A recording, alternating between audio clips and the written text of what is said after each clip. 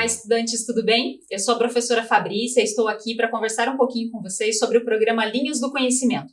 A partir de agora, nós teremos uma série de videoaulas que vão trazer informações sobre diferentes espaços da nossa cidade. Mas antes da gente começar, vocês sabem da importância de fazermos a higienização das mãos, não é? Vocês sabem da importância de respeitarmos as medidas sanitárias neste momento. Então, eu vou fazer a minha higiene aqui com álcool gel e já vou dar um tempinho para que vocês possam fazer a higienização das mãos aí na casa de vocês também. Aproveitem esse tempo para separar alguns materiais que nós vamos precisar para a aula de hoje.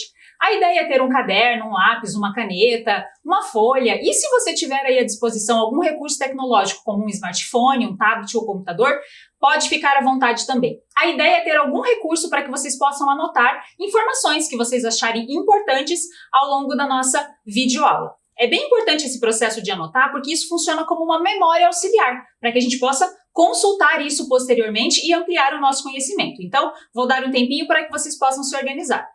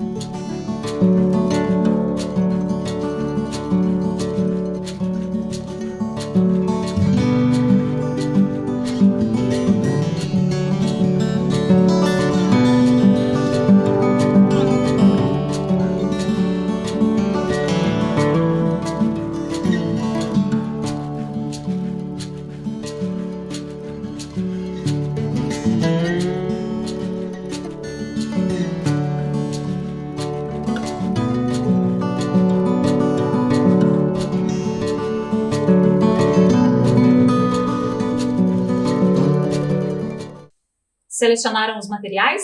Então, vamos continuar. Como eu falei para vocês, a partir de agora nós teremos uma série de videoaulas que vão abordar as propostas do programa Linhas do Conhecimento. Esse programa que trabalha com práticas de exploração da cidade por meio de propostas lúdicas, de ampliação cultural e de aulas de campo. Provavelmente você já ouviu falar sobre as propostas do programa Linhas do Conhecimento lá na sua escola. Talvez você já tenha até participado de alguma aula de campo conosco. Mas agora, devido às medidas sanitárias, nós estamos trazendo as propostas aqui para as videoaulas, para que possamos continuar ampliando o nosso conhecimento sobre a cidade e trazendo mais informações para vocês. Então, o programa Linhas do Conhecimento ele está embasado nesses três pilares aqui, ó: conhecer, amar e cuidar.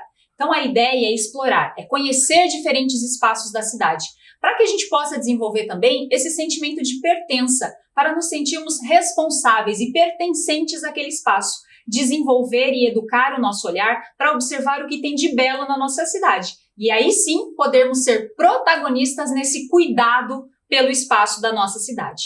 A ideia é que a gente conheça diferentes espaços e não só pontos turísticos da cidade de Curitiba, mas o programa Linhas do Conhecimento ele trabalha também com aulas de campo locais, para que a gente possa observar o que tem no entorno da nossa escola, o que tem no entorno do nosso bairro e que precisa ser admirado e conhecido. A proposta é que Curitiba seja uma cidade educadora, que a gente possa ampliar os espaços de ensino e aprendizagem para além da sala de aula, para além dos conteúdos que a gente tem na escola, conhecendo esses diferentes espaços da nossa cidade. Mas e você? Você conhece Curitiba? Você conhece os bairros da cidade, os pontos turísticos? Sabe o que tem aí ao redor da sua casa, da sua escola, no seu bairro? Para isso, eu preparei aqui para vocês um quiz curitibano. Eu vou mostrar uma série de imagens e a ideia é que vocês consigam observar e possam identificar onde fica esse local, qual que é o nome desse monumento, dessa obra de arte que vai aparecer, ou mesmo em qual região da cidade ela está localizada. Vamos lá? Então, olha só, vou mostrar aqui para vocês a primeira imagem do nosso quiz. A ideia é que vocês, então, observem e anotem. Tentem identificar. Vocês sabem onde está localizado?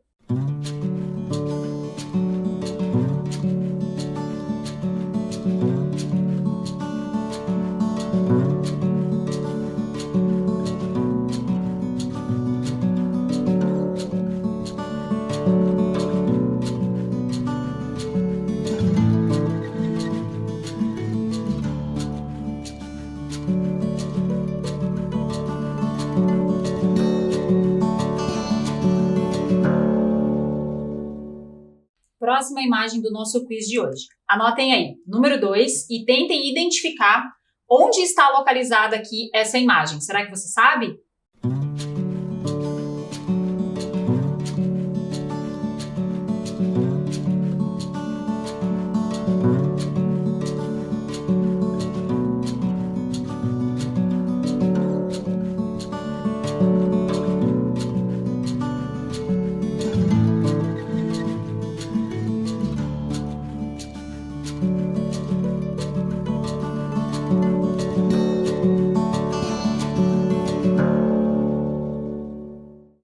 Agora vamos para a imagem número 3 do nosso quiz. Veja lá, você conhece? Onde será que fica? Uma imagem um pouquinho diferente, não é? Pensa um pouquinho aí.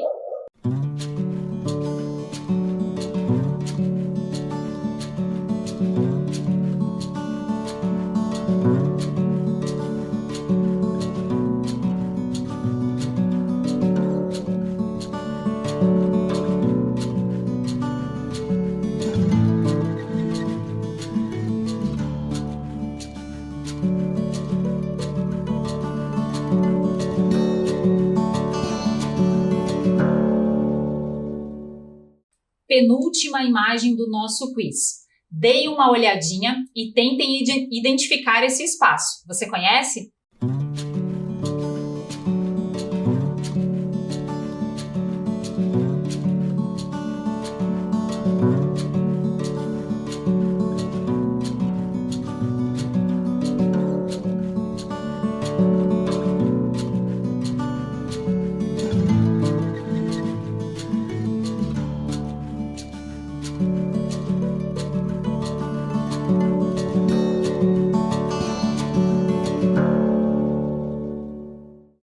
Vamos para a última imagem do nosso quiz. Olha só, esse espaço aqui tem relação com a proposta pedagógica da videoaula de hoje. Será que você conhece?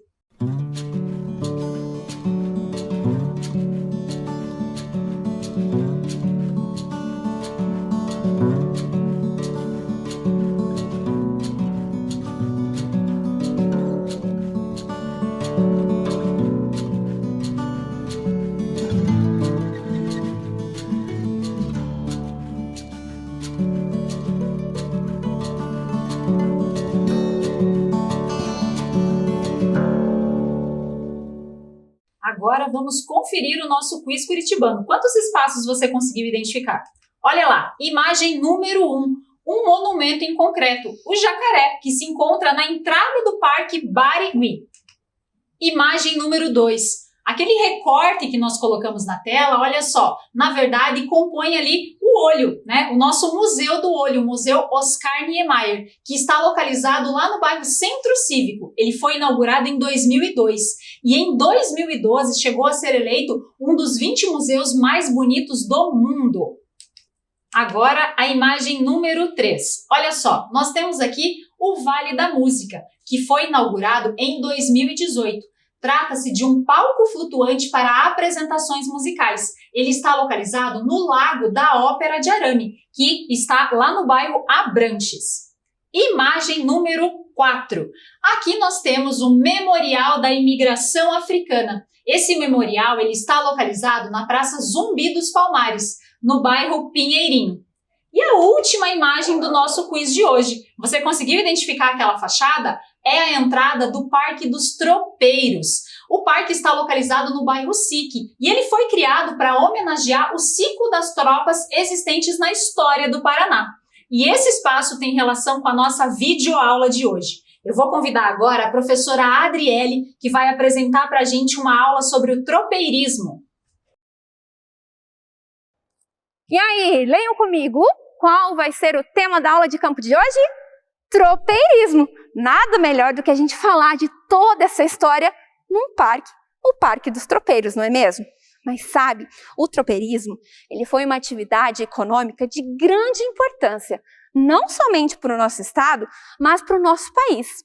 Iniciou lá em meados do século XVIII, quando a exploração do ouro em Minas Gerais estava no auge. E aí o que acontecia? Os governantes de lá precisavam de animais para transporte de carga e alimentação dos trabalhadores. Sabe por quê? Porque todo este ouro que era explorado em Minas Gerais, ele precisava ser levado até o Porto de Rio de Janeiro. Sabe por quê? Porque esse ouro ele ia ser transportado, sabe para onde? Olha aqui, Portugal. Mas professora, como assim? O ouro explorado no Brasil era levado até Portugal? Sabe por quê? Porque naquela época o Brasil era uma colônia portuguesa. Não tinha ocorrido a independência do país ainda. Bom, continuando aqui. Aí eles precisavam desses animais para transporte de carga e para alimentação. E no Rio Grande do Sul já havia muito desses animais, inclusive uma grande criação de gado. Então, os tropeiros levavam as mulas e os gados do Rio Grande do Sul até as feiras em Sorocaba, São Paulo. E lá, esses animais eram distribuídos aqui para Minas Gerais. A mula era um dos animais mais utilizados por ter grande resistência a peso em grandes distâncias, além dela ter um bom equilíbrio. Sabe por quê? Porque no lombo dela, nas suas costas, digamos assim, era colocado a cangalha, parecido com esse aqui, um artefato de madeira ou de ferro, onde nas laterais eram amarradas as cargas. Então, como o trajeto a ser percorrido por eles era irregular, então ela tinha que equilibrar essa carga. E agora eu te pergunto, você sabe qual é a diferença, por exemplo, entre mula, cavalo e jumento? Bom, será que ela só muda de nome de acordo com a região? Quem vai contar para nós um pouquinho essa diferença é a professora Cida, da Regional Cajuru.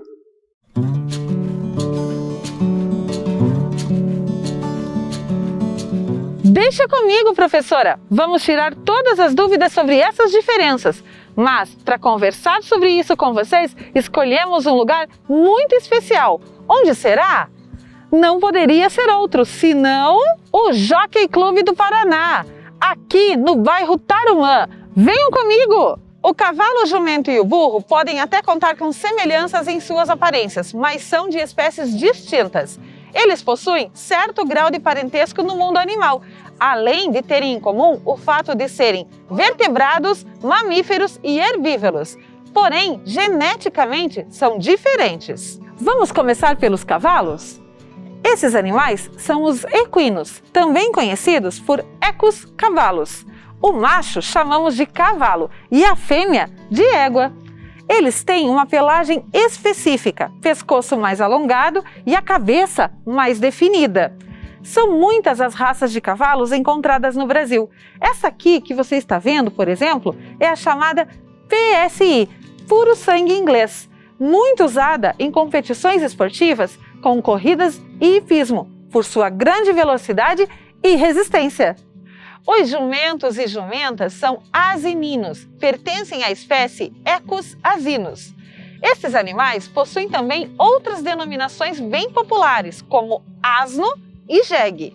São menores que os cavalos, com o pescoço mais grosso e curto. Os pelos formam uma cruz na linha dorsal. Outra característica da espécie é que o jumento é mais peludo e tem várias formas de pelagem, acinzentada, branca e preta, que são mais compridas que as do cavalo ou das mulas. Uma diferença bem visível são as orelhas. Os jumentos possuem a maior entre as 3 espécies. Os burros e as mulas, também conhecidos como bestas, são os muares. Isso mesmo, aqueles comercializados desde a época dos tropeiros, animais fortes e resistentes.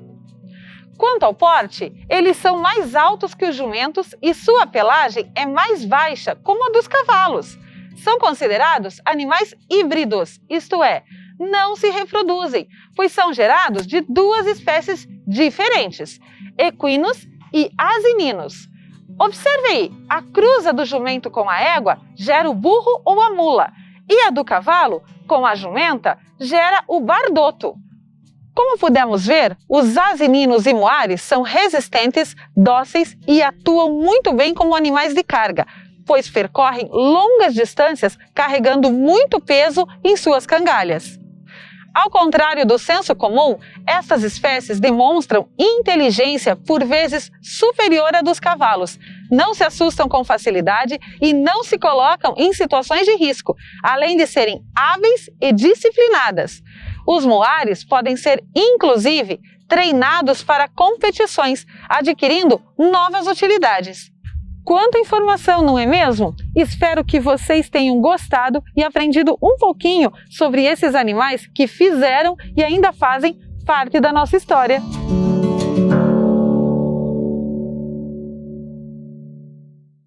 Bom, voltando à questão do tropeirismo, naquela época, os animais eram criados aqui no Rio Grande do Sul, uma região que também já produzia muito gado.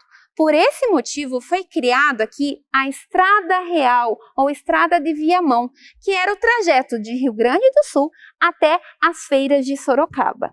Mas, por volta de 1731, este homem aqui, o Cristóvão Pereira de Abreu, ele refez esse caminho fazendo um desvio.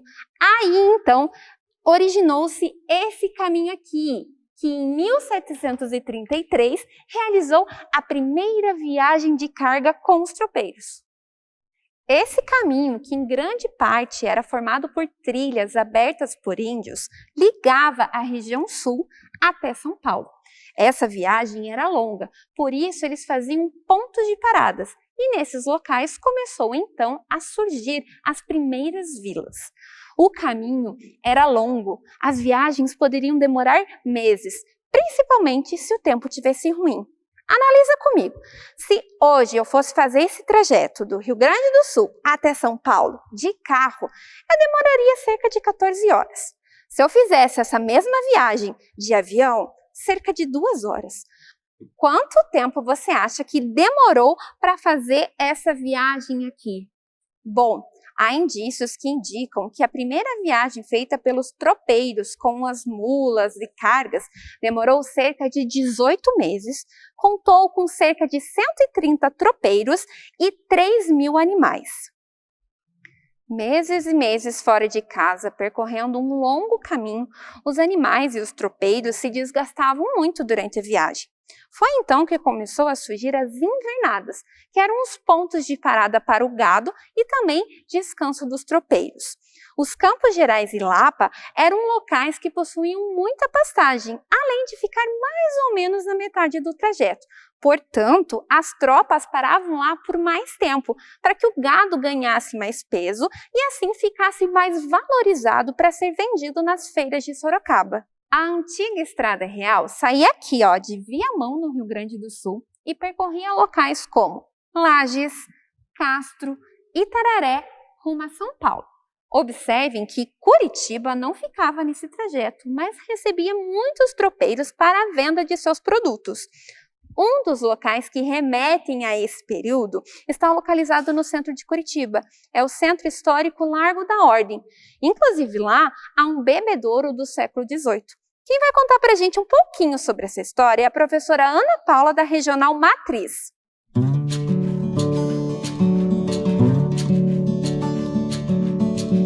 Olá, Estou aqui no Largo da Ordem, que fica no centro da cidade, e você provavelmente já passou por aqui.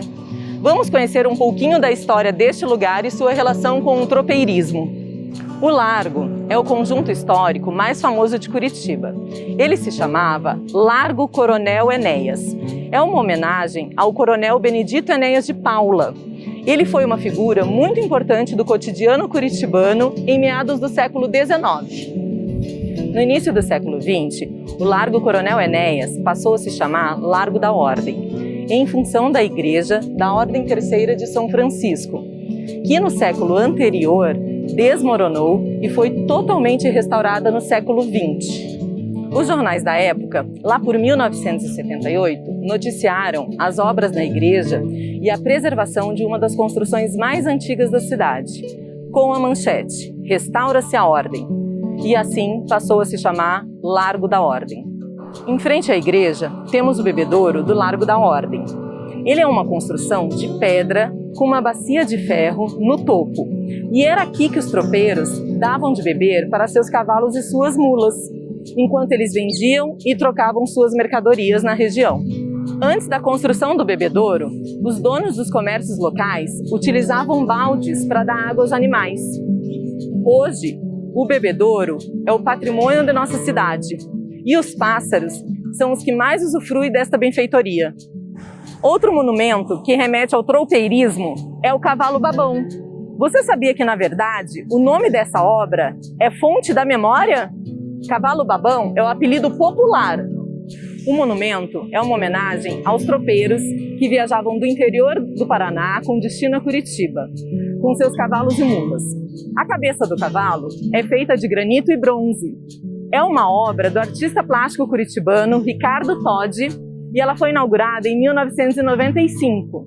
Nos dias de hoje, o Largo da Ordem é bastante frequentado por curitibanos e turistas, que aos domingos prestigiam a Feira do Lago da Ordem, que conta com arte, artesanato, restaurantes e música.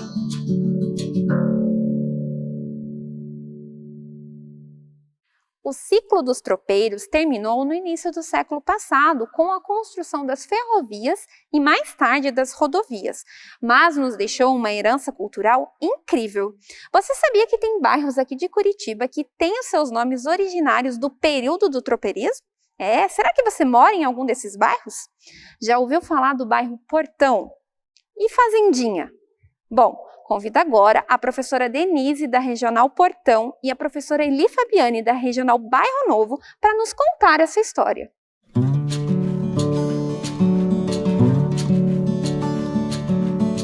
Olá! Vamos saber agora um pouco mais sobre a origem do nome do bairro Portão e a sua relação com o tropeirismo. O primeiro nome dado à região onde hoje se situa o bairro Portão foi Colônia Dantas. No entanto, no século XVIII, a região se tornou local de passagem dos tropeiros que vinham dos Campos Gerais. Este ir e vir acabou por gerar conflitos entre lavradores da região e tropeiros que ali passavam, pois as tropas adentravam as áreas de plantação. A fim de resolver o problema, foram instaladas cercas e portões ao redor das plantações, para evitar que os animais em trânsito adentrassem as propriedades. A passagem e o comércio de animais também levou à instalação de um posto de fiscalização na região, que ficou conhecido como Caminho do Portão. Foi tal cenário que deu origem ao nome do bairro. No final do século XIX, a estrada de ferro de Paranaguá foi prolongada até Ponta Grossa, passando pela região onde hoje é o bairro do Portão, sendo instalada ali uma cancela ferroviária. Este foi um grande marco para a região, pois a facilidade no transporte de cargas tornou a região um centro comercial e industrial, principalmente pela fabricação de barricas. Perto da estação ferroviária, localizava-se a Casa Schier, que trabalhava na época com utensílios de selaria, arreios, botinas e sapatos. Ali, os tropeiros faziam a manutenção das tropas e também se abasteciam comprando alguns suprimentos. A loja está ativa até hoje e seu sótão abriga um pequeno museu. Interessante, não é mesmo? Mas não é somente o bairro Portão que teve seu nome influenciado pelo movimento tropeiro. Vamos saber um pouco mais sobre um outro bairro, o bairro Fazendinha. Olá, tudo bem? Estou aqui no Bosque Fazendinha para contar para vocês um pouquinho da história do bairro Fazendinha. O bairro Fazendinha faz divisa com os bairros Cidade Industrial, Campo Comprido, Santa Quitéria, Portão e Novo Mundo. Existem duas histórias que contam a origem do nome deste bairro. Uma delas envolve a família Clentes, que tinha sua propriedade bem aqui, onde hoje é o Bosque Fazendinha. A família do senhor Francisco Clentes e da sua esposa Berta criaram seus filhos em uma casa em estilo neoclássico, que hoje conhecemos como a Casa Clentes. Eles criavam cavalos e vacas leiteiras em sua propriedade.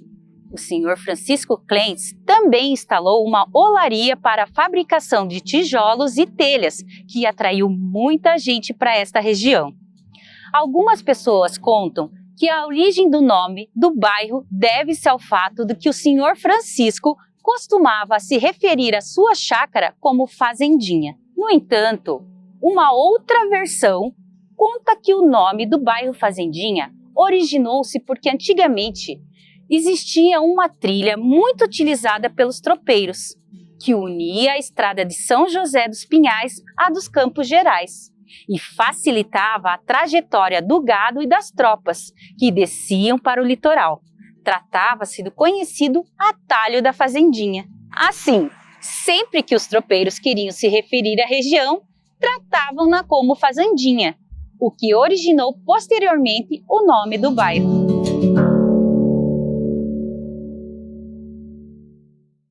Mas afinal, quem eram os personagens principais dessa história? Quem eram os tropeiros? O tropeiro, condutor da tropa, era um personagem típico da sociedade de antigamente. A formação de uma tropa exigia quantias razoáveis, sendo que a maioria de seus proprietários eram homens de destaque e com boas condições financeiras. Foram donos de tropa aqui no Paraná, Barão de Tibagi e Barão dos Campos Gerais.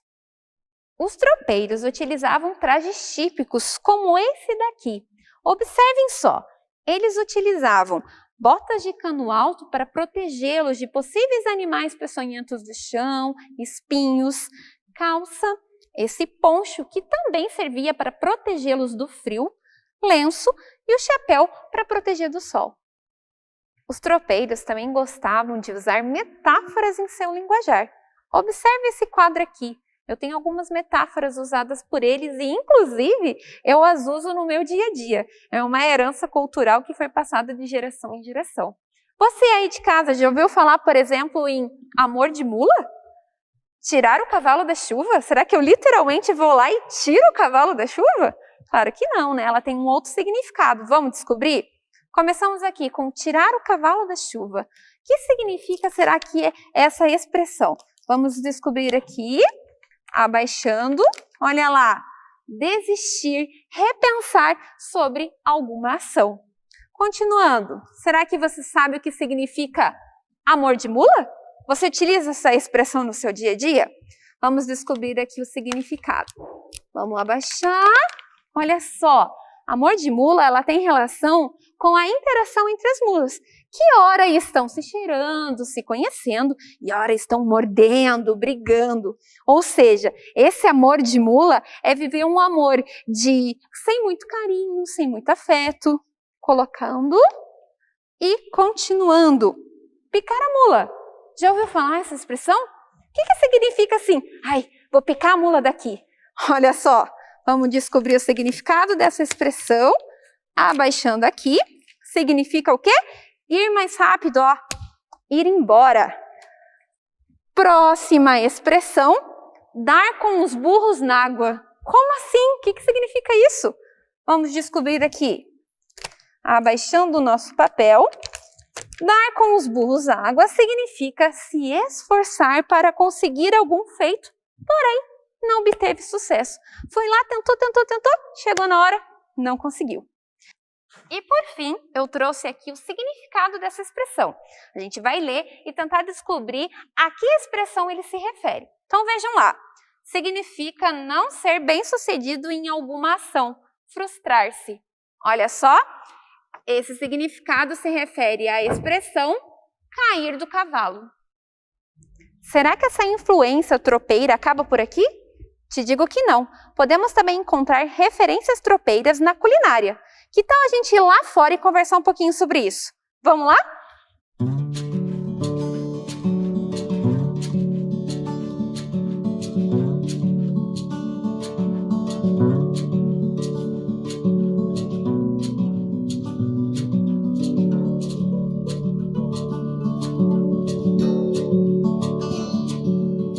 Bom, pessoal, os tropeiros tinham uma vida muito dura e variável em todos os sentidos. O fato deles terem que viajar durante meses fazia necessário o uso de soluções simples, rápidas e práticas para tudo, incluindo na comida. A comida dos tropeiros, apesar de ser simples, tinha muita substância devido ao trabalho pesado. O básico era sempre ter arroz, feijão, sal, alho e farinhas. O café da manhã quase sempre era composto por farinha, feijão e o café de acompanhamento. Já na hora do almoço, esse feijão era enriquecido com carne. Essa é a tradição, inclusive, que deu origem ao famoso feijão tropeiro. O chimarrão também fez parte da cultura tropeira. O mate amargo, como também é conhecido, apesar de ter origem dos índios guaranis, se fez presente no dia a dia deles. No Brasil, há festas que trazem o resgate dessa tradição tropeira. Inclusive, aqui em Curitiba, já ocorreram 2 edições da tradicional festa Queima de Alho, festa esta organizada por um neto de tropeiro. Convido agora as professoras Isis e Andressa da Regional Boa Vista para trazer essas informações para a gente.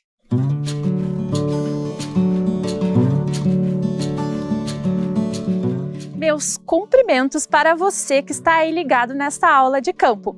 Eu sou a professora Andressa e quem está aqui comigo é a professora Isis. Nós estamos muito felizes em fazer parte desta tropeada.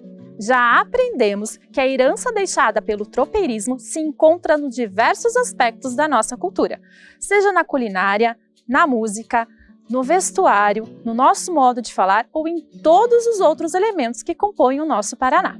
E agora nós vamos pegar carona nessa história dos tropeiros, que abriram os caminhos aqui no Paraná e contribuíram para a história e cultura do nosso estado.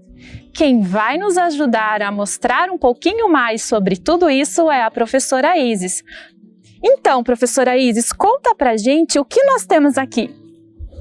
Aqui nós temos um pouquinho do que eram os acampamentos dos tropeiros. Essa caixa aqui são as famosas bruacas.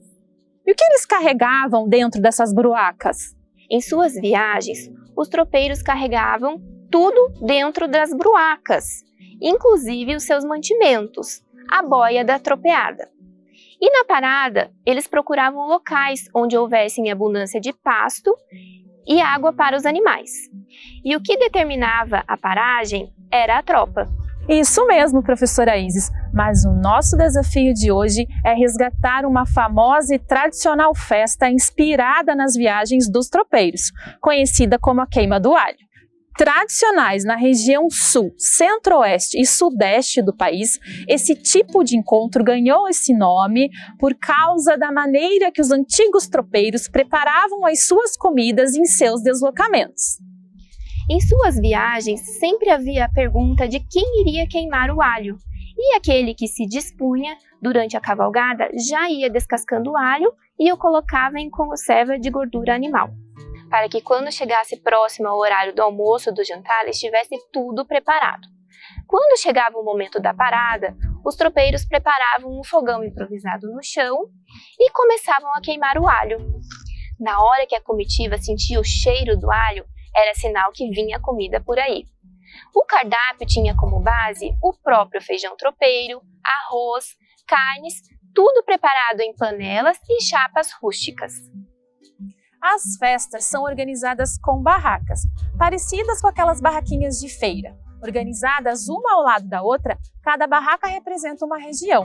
As comitivas organizavam os fogões de chão para esquentar a água, para preparar o feijão, a carne, o arroz. E fiquem sabendo que existem várias cidades que preservam essa tradição e se deslocam em comitivas para participar desse delicioso encontro. Algumas dessas cidades se organizam em um circuito com 26 municípios e que se revezam para a celebração deste costume bem ao modo caipira. As festas não possuem fins lucrativos.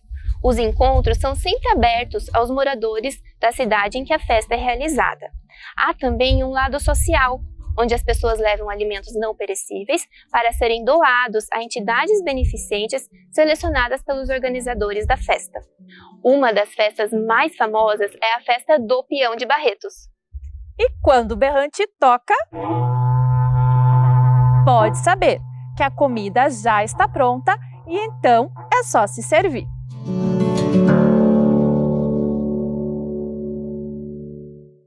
Por todo o nosso estado, podemos encontrar diversas homenagens e referências aos tropeiros. Afinal de contas, o tropeirismo foi de suma importância para o desenvolvimento do nosso estado. Na cidade da Lapa, nós podemos encontrar um painel que faz homenagem aos tropeiros e foi produzido pelo curitibano Poti Lazarotto. Vamos então aqui montar este painel. Olha só, será que de repente já teve a oportunidade de ver? Ele está localizado lá na entrada da Lapa. Olha só, e faz a homenagem aos tropeiros. Poti Lazarotto também tem outros painéis espalhados pelo nosso estado. Em Curitiba, lá no Largo da Ordem, podemos encontrar um painel que faz homenagem aos tropeiros. Convido agora as professoras Analine e Elizabeth da Regional Boqueirão para nos contar um pouquinho sobre esse curitibano e o painel.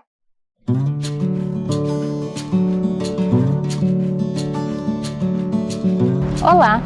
O desenhista, ilustrador, muralista, gravurista e professor Napoleão Potiguara Lazarotto era tão curitibano que até nasceu em 29 de março de 1924. Nesta data, a capital paranaense comemorava 231 anos de fundação. Descendente de italianos, Poti começou a desenhar ainda criança e aos 14 anos já produziu uma tirinha de histórias em quadrinhos para o jornal Diário da Tarde.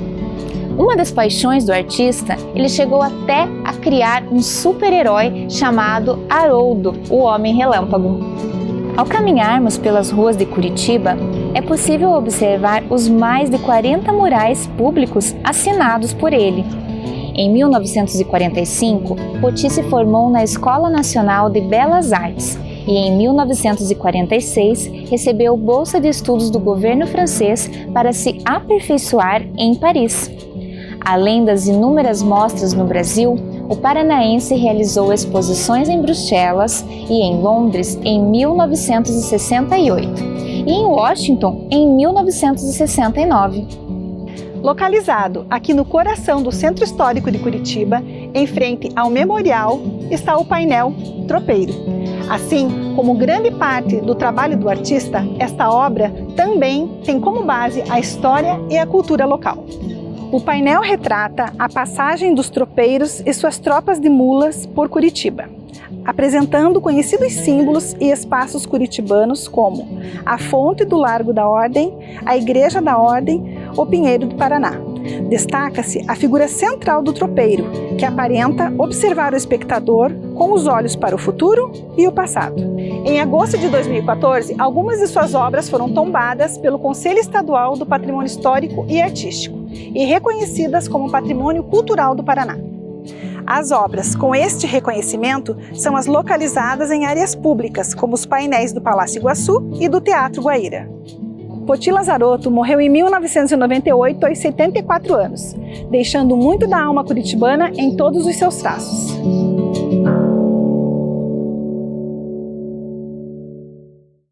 Você sabia que há uma data específica em comemoração aos tropeiros?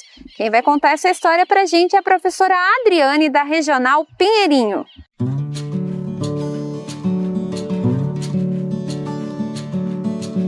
Olá, tudo bem com vocês? Como vimos, Os tropeiros nos deixaram uma herança histórica, econômica e cultural muito importante.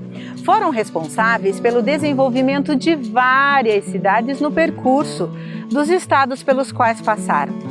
Partiram do Rio Grande do Sul em tropas, transportando gado e mercadorias para abastecer outras regiões do país, originando daí o nome tropeiros. Nesses percursos foram escrevendo história, abrindo caminhos, gerando riquezas e tradições culturais, tanto na maneira de vestir, necessária para enfrentar os desafios do tempo, como na culinária e nos saberes que compartilhavam nos lugares e com as pessoas que encontravam.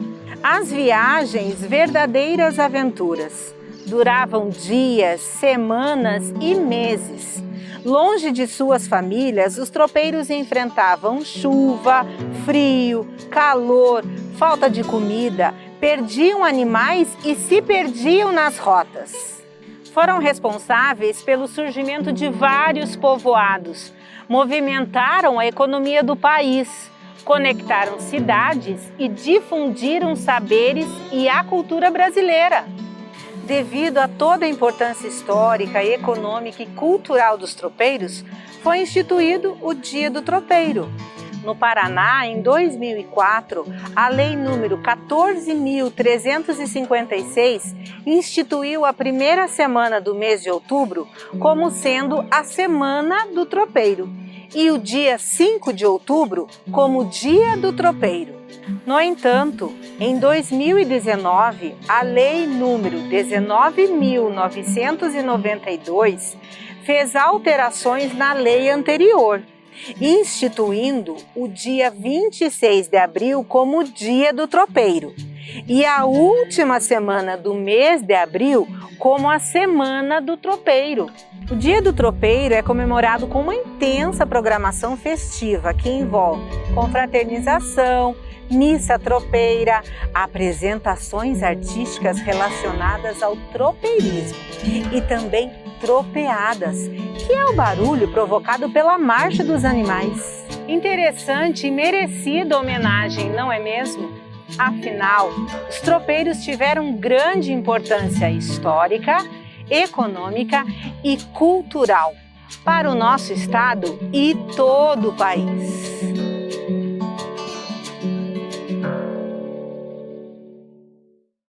Ah, quanta história, não é mesmo? O movimento tropeirista não foi somente uma alternativa de transporte ou um ciclo econômico-social. Ele está diretamente ligado ao processo civilizatório do Paraná e suas cidades. Bom, estamos chegando ao fim da nossa aula. Para finalizar, quero compartilhar com vocês um poema produzido em 2001 pelos estudantes do Colégio Estadual Doutor Munhoz da Rocha. Os tropeiros. Sabemos que muitas cidades tiveram origem com os tropeiros. Eles já foram personagens de muitos brasileiros. No início do século XVIII, com a descoberta do ouro em Minas Gerais, a região sul despertou o interesse dos demais. Nas fazendas que criavam gado para a produção de carne e couro, e também existiam mulas que iam onde estava o ouro. E assim surgiu o tropeiro, que era um trabalhador. Ele transportava o gado para as terras do seu doutor. E então, gostaram da nossa proposta pedagógica sobre o tropeirismo? Vocês viram que ao final a professora Adriele leu pra gente um poema que foi escrito por alguns estudantes de um colégio estadual. A proposta agora de atividade é que vocês também tentem elaborar um poema a partir das anotações que vocês fizeram sobre as informações que nós trouxemos ao longo da nossa videoaula. Então você pode aí usar a sua criatividade, consultar ali as suas anotações, a sua memória auxiliar, né, os registros que você fez para elaborar um poema. Uma outra dica também para sistematizar aí o nosso conhecimento a partir do que a gente viu na videoaula é a elaboração de um acróstico. Você pode escrever na vertical a palavra tropeirismo e aí encaixar ali palavras que tenham relação com o tema da aula e que contemple cada uma das letras da palavra tropeirismo. Então, espero que vocês tenham gostado e até uma próxima videoaula do programa Linhas do Conhecimento.